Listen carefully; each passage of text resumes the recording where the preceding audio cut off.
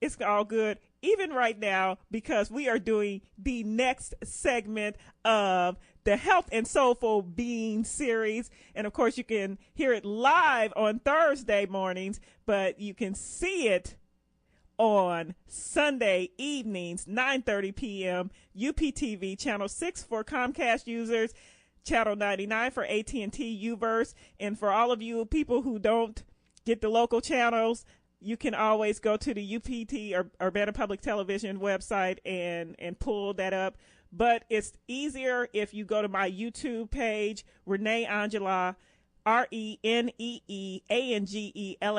I've compiled the episodes in a favorites playlist, and so you can see all of the episodes that we taped so far that it's being aired on UPTV. So you can't say you can't access Health and Soulful Being, my wellness series created by me, Renee Angelah, and I am so very excited and so very happy to have Catherine Novak in here from Beads and Botanicals. That's downtown Urbana, if those of you who don't know. But I love the shop. Every time you go in there, it's got a nice atmosphere, nice ambiance, nice aura in there. And everybody in that shop is just wonderful. And she does a whole lot of stuff. And so I'm going to let her tell you about all of that stuff. But we are also going to talk about medicinal herbs, because I was looking up some of your bio, and I'm going to let you talk about your background in herbology. I like to call it herbology. But so I'm going to let you kind of come in and chime in and talk about yourself and your business, and we're going to get into some herbs or whatever. So just right now, give the folks out there a little background about you and your training and your studies in the different fields. And okay, thank you, Angela. Part of my background is, I think, as a home gardener.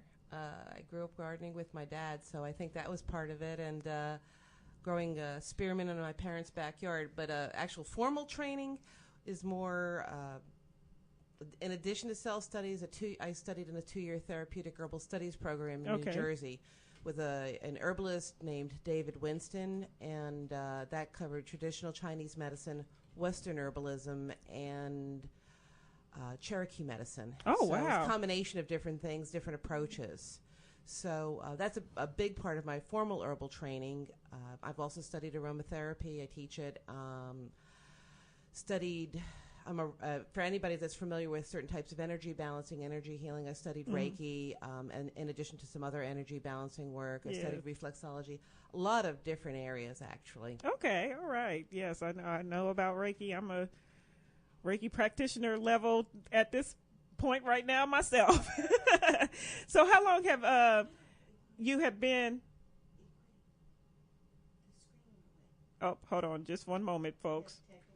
We're having a little bit of technical difficulties. Hold on just a minute. That's okay.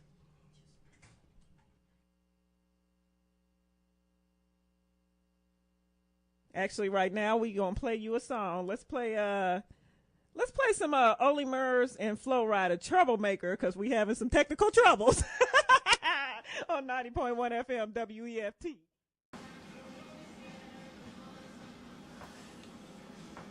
Okay, I think we got it set right now. No more technical difficulties for a minute. Go, girl.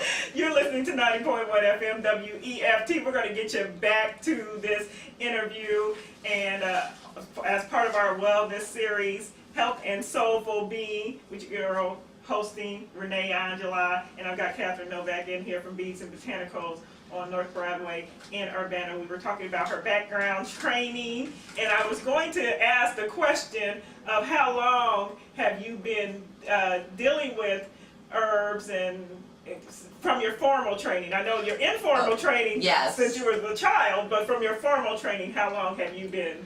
Well, let's see. I have to kind of base it on how old my son is. So about 20 years. All right. He's 18, and I started it right before I Isn't had him. children a great marker? It's like, okay, I started this when so-and-so was 8. I was studying a lot before that, but my actual formal training was about 20 years ago. All right. Sounds wonderful. And what made you go into these type of alternative therapies?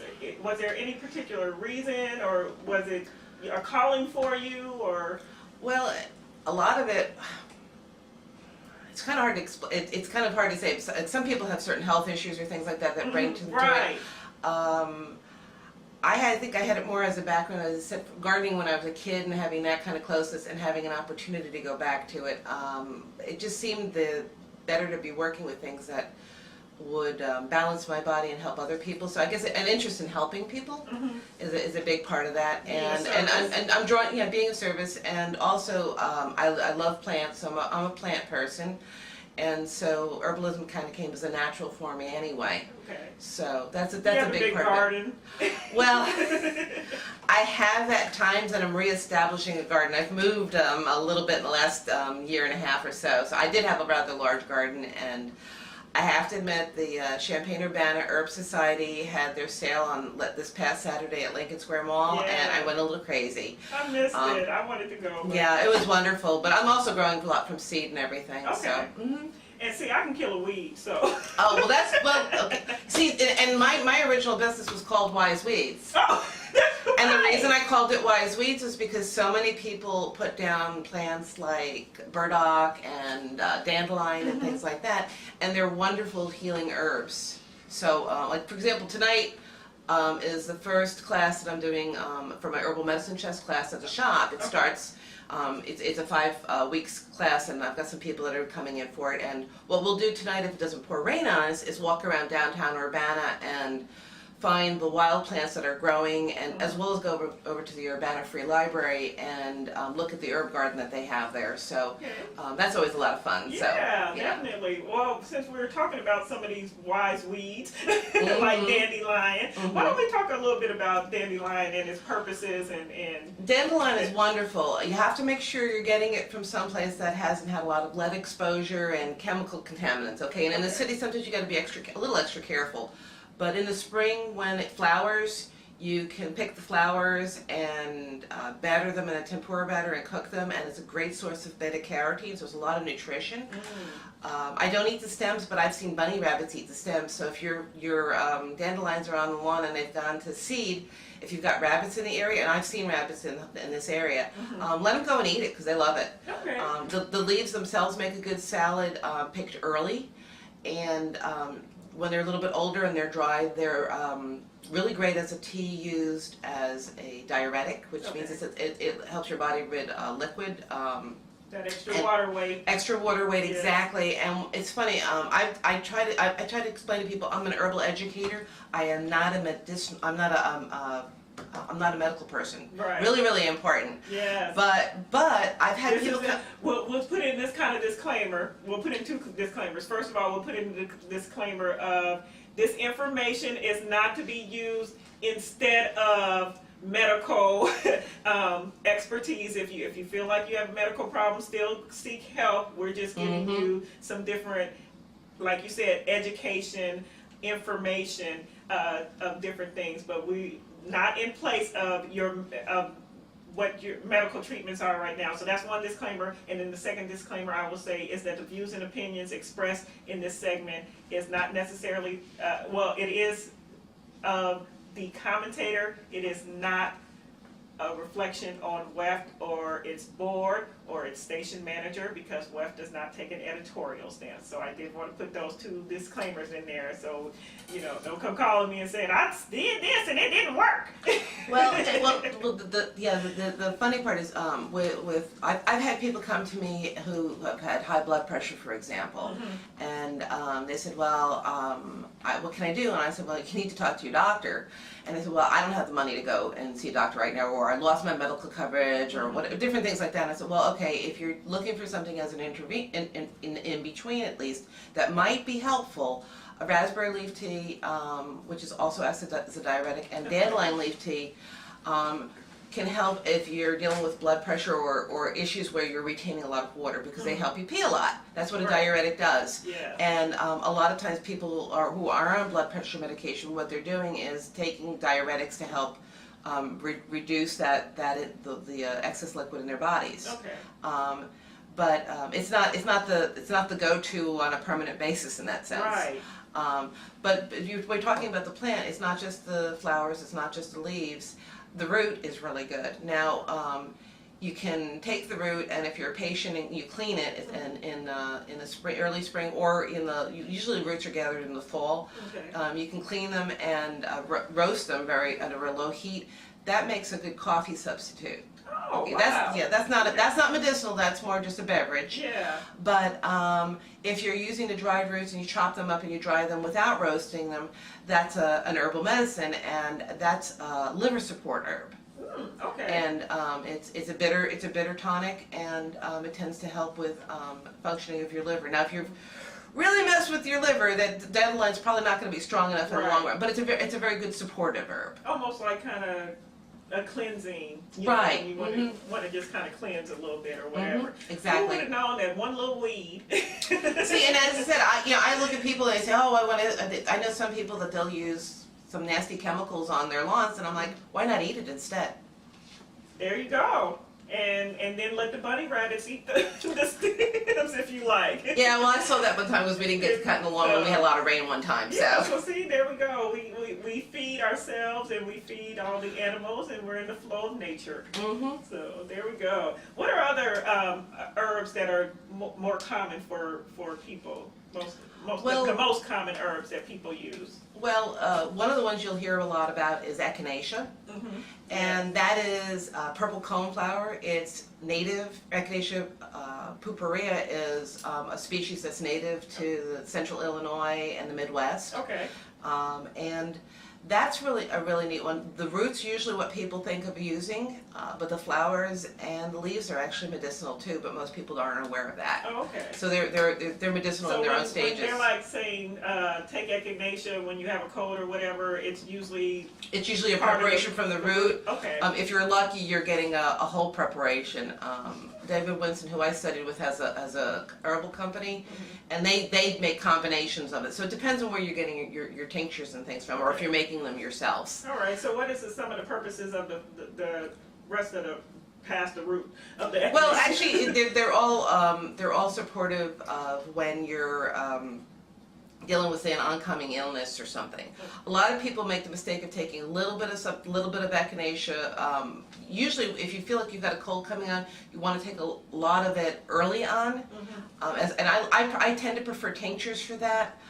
So a tincture is a preparation where it's the herb is chopped up and then is, for better give you an idea, it's soaked or steeped in usually alcohol. It's a combination of alcohol and water, and that's usually prepared for at least 4 to 6 weeks, and then it's strained off and you use the liquid coming from that. Okay. That's basically what you're seeing when you see an herbal tincture in the store. Teas are more when you've got the dried herb. You want to work with dried herb for teas, and then you pour boiling water over an herb and let it steep for, I used to tell people it's at least 15 to 30 minutes. It's one of the things that people are surprised about when they're in my class. They go, really? I say, well, yeah. A lot of people have heard of, for example, German chamomile tea for being soothing, and I'll have people even come into the shop and they'll say, well, I tried that and it didn't work. I said, well, how long did you steep it? Oh, 2 minutes, because that's what people think of with teas. Now that may work when you're when you're doing English breakfast tea or Ceylon tea or something like that, because then it gets too tannic. It's too tannic and too tangy or whatever. But when you're working with herbal teas, you need to let the water pull the medicinal aspects out of the herb. So if you're going to drink an herbal tea, it's at least a 15-minute steep, half an hour better. All right, sounds good. That's very interesting to know and very informative to know, because I actually just do that naturally when I brew a herbal tea or whatever. Well, actually, you know what? It's natural because I tend to forget it. so I'll put it in and I'll go off doing something else, and then 30 minutes later I'm like, oh, I forgot my tea. And then I go get my tea. So I'm actually doing the right thing. So if you are worried about the time, just go do something else, and then you'll forget and you'll come back. What about other herbs? Like sage or basil. Or Oh, okay. So we get into the culinary herbs. Yeah, the Actually, culinary herbs are also very medicinal. Basil has a lot of antiviral properties. Okay. Most of your strongly scented herbs, your culinary herbs, have antibacterial, antiviral, antifungal qualities to them. And basil is one of my favorites. So this is the time of year to grow it fresh. Yeah. And the only thing is I have a tendency I can almost overdose on it too much. I will give people a warning that if you're when I was looking to get pregnant with my son, and this is a few years ago, I was having difficulty conceiving, and I was eating too much basil. My version of too much basil was I would make pesto, and I have spoonfuls of it. You know, I'm not talking like if you have just like a little bit. So most of the times, though, it's a wonderful, wonderful herb, and as you grow at this time of year, you can make it into pesto and freeze it and have it all winter long, and it's very, very nourishing. Is the best way I could put it. Okay. Sage, if you it's great for turkeys or stuffing or sausage if you're not a vegetarian. Mm-hmm. And if you want to use it medicinally, it's good to make a tea of it. Use about a teaspoon of it and pour hot water over a cup of it and let it steep again that 15-20 minutes. Mm-hmm. And it's great for a sore throat gargle. Good for rinsing your teeth. And also, my favorite use for it as far as medicinal is concerned is when you've got a really runny nose and you can't sleep because you've got a drip and all, and drink a cup of sage tea about 15-20 minutes before I go to bed, and it'll tend to dry things up. It can be very, very helpful. It may not last the entire night if you sleep really long, but I've found it's gotten me through the night at times when I've had something like that come up. So it's really helpful that way. Oh, wonderful. What about like rosemary and thyme? It always seems like you can't do rosemary without doing some thyme with it. For some reason. There's got to be a joke about thyme in there someplace, but I can't think of it. Exactly. Rosemary, well, the rosemary is considered to be for remembrance. That's one of the associations with it. Okay. But it's a very antioxidant herb. So a lot of times, and I'm not a nutritionist, but a lot of times people talk about being careful about free radicals in the body because they can cause damage. And rosemary is one of those herbs, and thyme as well, that can combat that because they've got very antioxidant properties. Okay. So real good that way. Goodness. And tasty too. Yes, it is, especially when you're putting it on vegetables. My friend Jean Marie taught me this like amazing vegetable medley, and me and my daughter just love it. Like once a week at least, my daughter is asking for it. She's like, "When are you gonna make the vegetables?" And it's what originally you had parsnips, potatoes, onions. What? Parsnips, potatoes, onions. Parsnips, rosemary, potatoes, onions. EVOO. Yeah, EVO. See, Extra virgin olive oil. extra virgin olive oil, you know. Yeah, a little salt and That's pepper. right, salt and pepper, some rosemary, Some sweet potato. some sweet potatoes. Yes, I mean just. That sounds good. And then I magnified it, so I've got tomatoes and mushrooms and eggplant. And her variety is very My variety, good. you know, It's so very good. all of that stuff, and I always sprinkle some rosemary and thyme over it. And, How do you cook it? I bake it in the oven. Oh, okay. Just roast it. Yeah, Just we roast roast it in it. the oven, and it is like delicious. And I'm like one of those people that love all kinds of herbs and stuff. So for me, I'm like garlic powder. So Well, garlic is my thing. The rosemary and the thyme are what make it. And I got it from Creole. Oh, Yeah, see? she's the one. So she taught me, and I taught you, and now we're teaching Yes, them. we're out, and now we're teaching the WEF community at large. So there you go. If you want a nice summertime recipe, there you go. Well, that sounds like it not only could roast in your oven, but if you you have a grilling basket or something, you Yeah. can grill it on the outside or something like that and do pretty well that way. Yeah. Absolutely, absolutely. Grilling brings out the flavor with the herbs and things Yeah. too. So or roasting. So Right, exactly, and that's one of the great preparations of herbs. What's another preparation? Well, since we're talking about prep. I'm being thinking, preparatory. well, one of the things I mentioned was pesto, and pesto, if you don't know what it is, you take basil, or you can take spearmint or parsley and things to make pesto too. But one of the typical ones that I would do is a good cupful or two of fresh herbs without the stems, the basil, that extra virgin olive oil that we were just talking about, garlic, fresh garlic. That's me, sorry. And also pine nuts, or if you can't do pine nuts, sunflower seeds, raw sunflower seeds, cheese if you do dairy. You don't have to do it with dairy, and put them through a blender, and it gives a great paste that you can use with almost anything. Oh, I use wow. it for spaghetti. I use it for putting on bread. As I said, I tend to go a little bit overboard, but you could switch the herbs down in it too. So you not only basil, but also if you do it with parsley or other types of herbs, and you can add more olive oil to it if you want. Okay. What about you mentioned mint and spearmint. What are some of the properties of those mints? Is there a difference between like spearmint, mint, peppermint? Well, mint is just kind of a general category. Spearmint and peppermint are two different varieties. Okay. Both spearmint and peppermint are really flavorful teas just in and of themselves. They're very tasty. Also, they can settle your stomach, freshen your breath.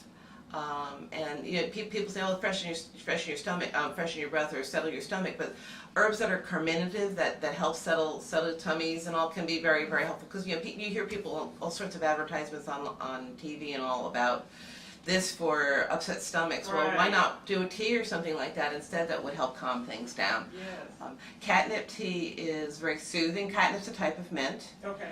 So it's a very soothing tea. It's good. It's a mild tea for children for colds and flu. Okay. But I will warn you, if you have catnip or even any kind of herbs and you have cats, watch out. What Because happens? cats will tend, some cats will go after the herbs if you don't have them really secure, and go after them basically, especially catnip. Wow. Not all cats go crazy for catnip, but I've got a big boy cat who, he can do okay with dried catnip, but fresh catnip, he gets stupid, and you don't want to be around him because he's got all his claws. So you just be extra careful with them. Okay. With that. All right. What are other herbs that might kind of settle your stomach? Because I hear that being a problem a lot. Well. And then I'm gonna get back to the mint because I just thought about a question there too. Well, in terms of digestion more than settling, ginger can be very good that way. Yeah. I had a lot of ginger when I was going through the chemotherapy. Did it help? Yes, it did. It helped immensely. That and sunflower seeds. I had this kind of hypersalivation. Oh, okay. And so I kept sucking on sunflower seeds, and that would stop the hypersalivation for me. Wow, okay. So I did go back and tell my doctor that, and he's like, I've never heard of that, but okay, it worked. Yeah, you go with what works. And ginger is actually, for people that travel and have airplane sickness or even motion sickness, ginger can be really helpful. And the funny part is you don't have to do ginger caps or anything. You can go to someplace like Common Ground or Strawberry Fields or something and get yourself candied ginger and just have a little bit of that, and it's very tasty. Yes. But I will warn people, it's strong. It can be strong, and if you have an ulcer, you probably don't want to take it because it could aggravate an ulcer. Yes. So that's one of those areas where you would want to be a little careful. All right. So the question I had to go back to about the mint, because one of the things I've heard and known for myself is that mint is very cooling. Yes. It kind of cools the body down, and I've noticed that because I put it in my hair oil, and I can always feel a sense of cooling when I put my hair oil on that has. So are you talking about the essential oil? Or the herb? I'm talking both in both situations. So like I put mint in just water and kind of drink a little bit of it, and it's cooled my body down too. Okay. I was wondering if that is one of the properties, or that. Well, that the menthol in it is what you're feeling as a cooling property. Okay. So sometimes like the essential oil And essential oils and herbs are not the same. Right. You don't use them the same way. Some people think they do, but they're not. They're not Actually, the exact same. explain the difference between that, because you're right. Some people kind of interchange them, and Okay, they're not the let's same. use peppermint as an example. The oil, the essential oil, when it's extracted, and that's not something that most people do at home unless you're a chemist.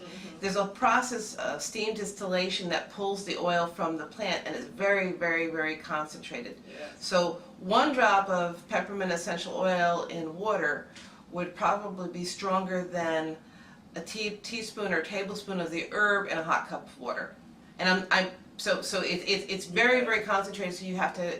They're wonderful. They can be essential oils can be wonderful for healing, but you don't. They're not interchangeable. No, It's a different process, and it's not the same. Absolutely. And with essential oils, you really want to watch it even just about consuming it or putting it directly on your skin or something like that. Yeah, that's a whole other subject we can talk about. That's a whole other subject we can talk about. And we talked about that last week, so I just wanted to, let the listeners know that there's a difference between the herbs that we're talking about, putting in the teas, and the essential oils. So and some herbs like peppermint from there's always somebody who's an exception to the rule. So if you're someone who's highly sensitive to things, don't mix your herbs. Try a little bit, and if something bothers you, stop doing it. That's I tell people that in my classes.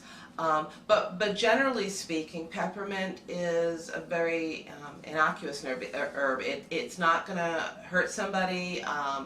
If you have a tablespoon instead of a teaspoon of it, it's going to give you a stronger tea, and that's going to be about it. Right. It's not going to be an issue. Whereas with some herbs that you need to be careful. It's important to get a little more educated about them as you go on. Yeah. Dandelion is a food herb. And again, so when we were talking about dandelion, you have a little bit extra of it. It's not going to, for most people, it's not going to be an issue. All right, good. That is wonderful.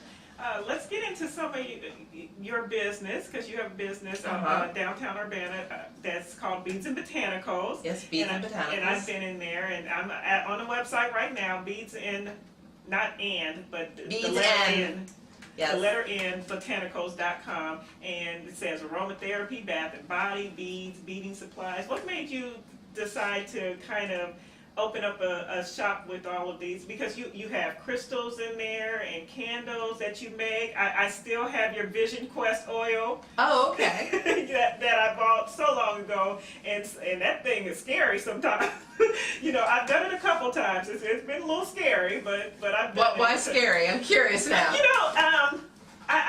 I will anoint my head with it, and I tend to anoint my wrist. Okay. And then I will go to sleep, and I will have these amazing dreams that are just, and I'll wake up and I'll be like, oh wow. I mean, it just cool. It's just almost, I can't explain it. I want to say almost like an out of body experience, but it's in the sense of where I feel like it's like I returned and I knew I traveled.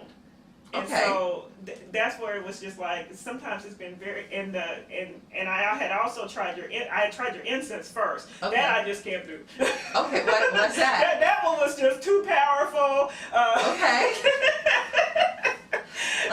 Everybody chooses what they can use. I don't know what I did, but after that, the Vision Quest oil is a lot more. So works better for you. Yeah. Well, that's true. Certain things work better for certain people at times. So that's okay. Well, the reason I decided to do the combination of what I have in the shop comes from my own interests.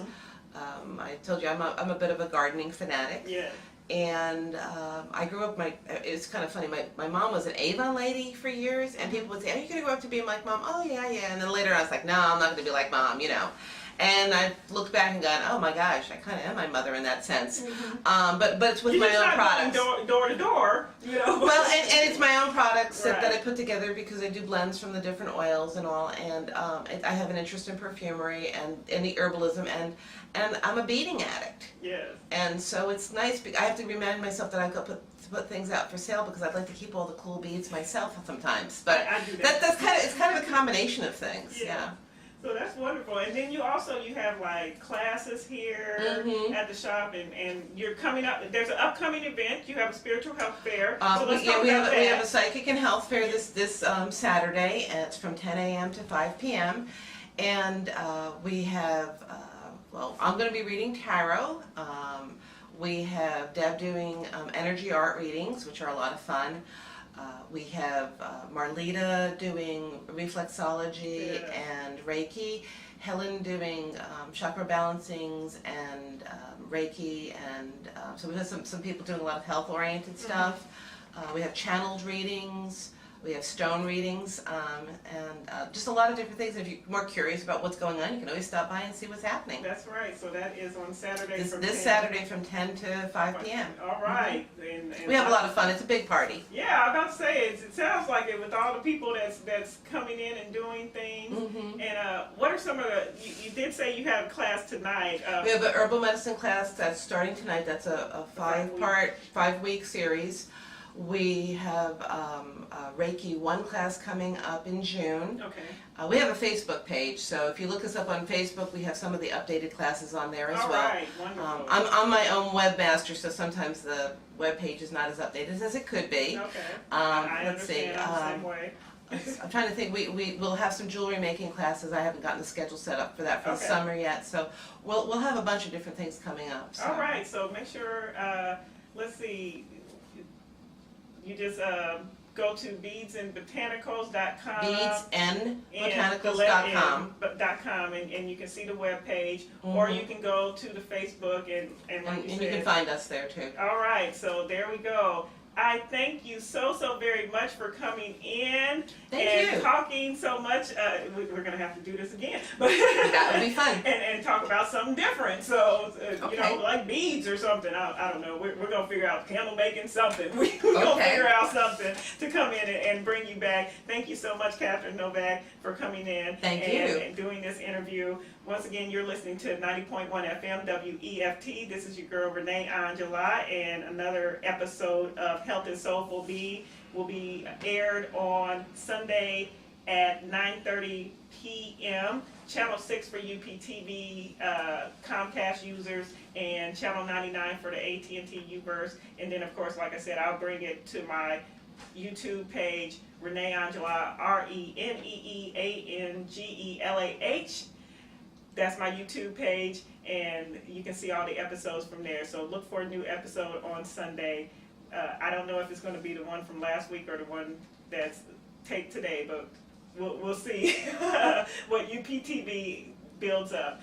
Thank you. As always, I'm sending out blessings of peace, love, and bliss. Until next week, we are coming in with Dr. Link from Energy Healing Systems, which is out there in Lincoln Square Mall. And he's going to come in and talk about nutrition response testing for next week's episode of Health and Soulful Being. We're going to get you back to the music here. Let me see. You know what? I'm feeling this moment, so I'm going to bring in some Pitbull with Christina Aguilera off the Global Warming CD, because I'm feeling this moment, and you should feel this moment too, on 90.1 FM WEFT.